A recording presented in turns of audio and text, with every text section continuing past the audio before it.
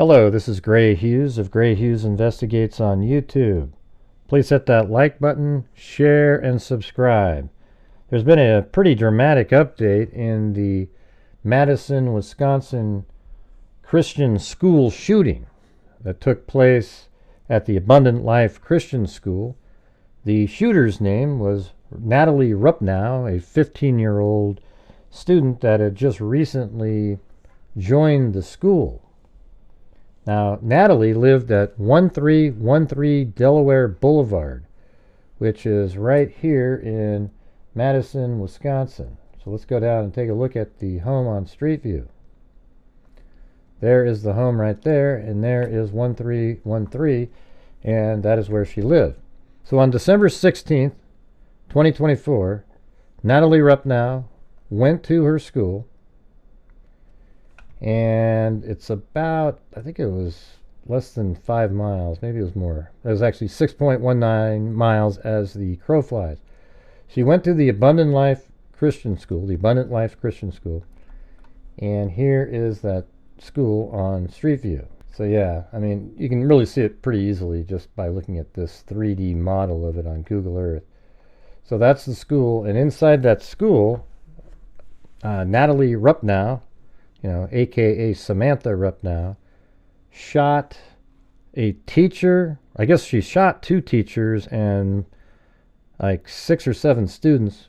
However, she killed 1 teacher, killed 1 student, and then she took her own life. And then there's a couple other students that were in critical condition. I'm not sure if they still are or not. But she ended up killing multiple people and taking their life. Then she put out a manifesto that showed that she was basically a racist, that she didn't like the way society was. It almost makes you feel like she sort of picked up on Luigi Mangione. Hopefully she's not a hero to so many people out there, but she is a really disturbed person.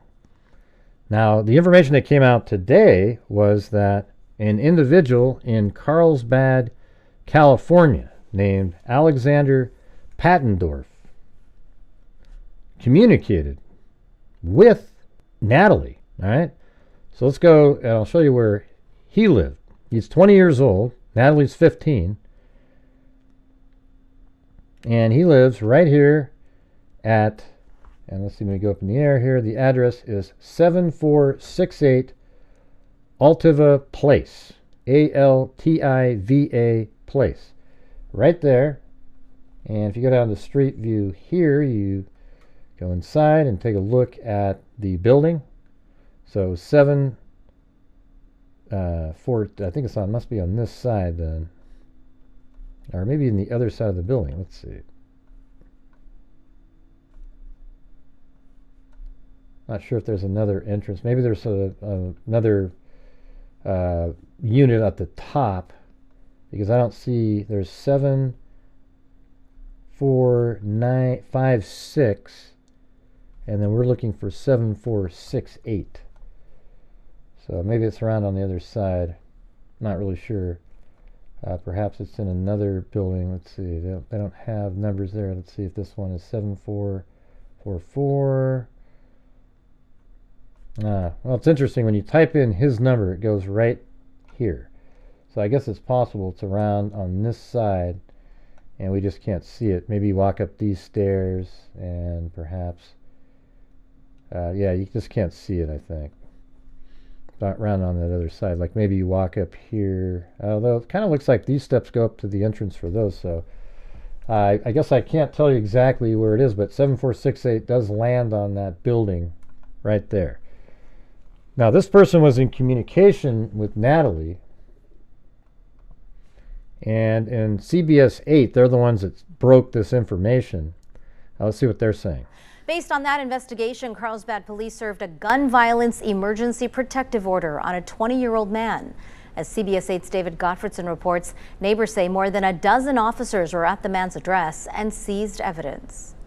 This is the gun violence restraining order served Tuesday night against 20-year-old Alexander Paffendorf at this condo in the 7400 block of Altiva Place in Carlsbad.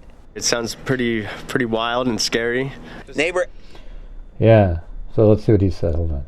Alex Gallegos was surprised by the number of officers that showed up.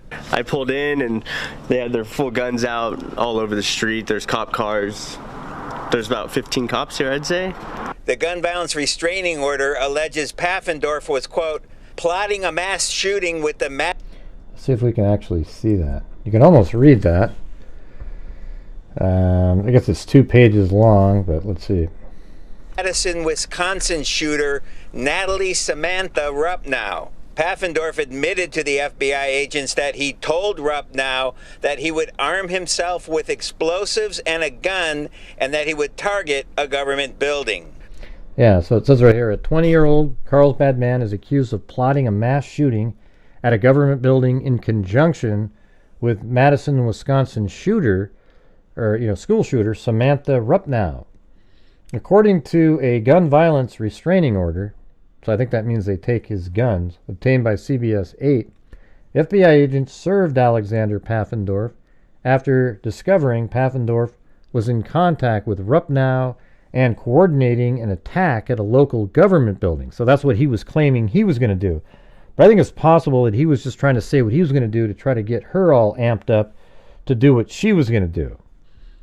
We don't know that he was literally going to do something. It could have just been that he was trying to convince her to do that. This is a civil action, not a criminal action, but it does allow officers to seize weapons. Paffendorf, according to the restraining order, admitted facts to FBI agents in subsequent interviews, or in a subsequent interview. During an FBI interview, Paffendorf admitted to the FBI agents that he told Rupnow that he would arm himself with explosives and a gun, and that he would target government building. Target a government building. Reads the 2-page restraining order from the Carlsbad Police Department. The order said that the FBI agents saw the messages from Paffendorf to Rupnow, so they actually were able to see what they were saying to each other. A San Diego Superior Court judge approved the restraining order on Tuesday, December 17th, at 8:51 p.m. Now, the thing is Alexander Paffendorf is basically a ghost. I can't find his name anywhere, or at least I couldn't find him on some of the sources that I use. He wasn't on, even in Ben Verified. It looks like his dad lives there. I think it's Andrew, I believe. Lives at the same house, same address, etc. He's 60 years old, and Alexander's 20, so, I guess it's technically possible that's his grandfather, but it's probably more likely that it's his father living there. So I would think that Paffendorf perhaps is one of the names that Natalie said was somebody that she trusted, something of that nature. There was only 2 people. Maybe the other person is the one that uploaded her manifesto, put quotes around manifesto. It was just kind of a ramblings of a lunatic, really disturbing stuff. She sounds like an absolute racist person. All right, so let me get back to the article. The order said that the FBI agents saw the messages from Paffendorf to Rupnow. A San Diego Superior Court judge approved the restraining order on Tuesday, December 17th at 8:51 p.m. Not long after the judge signed the order, Paffendorf, Carlsbad neighbors saw more than a dozen police cars enter the complex.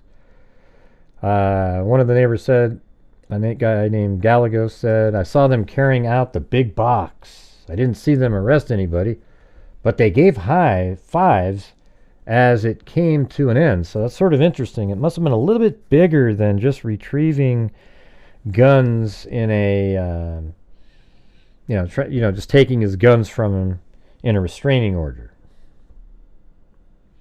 Paffendorf's gun violence protective order comes 2 days after 15-year-old Natalie Samantha Rupnow entered the Abundant Life Christian School in Madison. But I would think that taking those guns from Paffendorf is a big move in terms of stopping any future violence, if indeed he was somebody that was going to commit a gun violence crime in the future.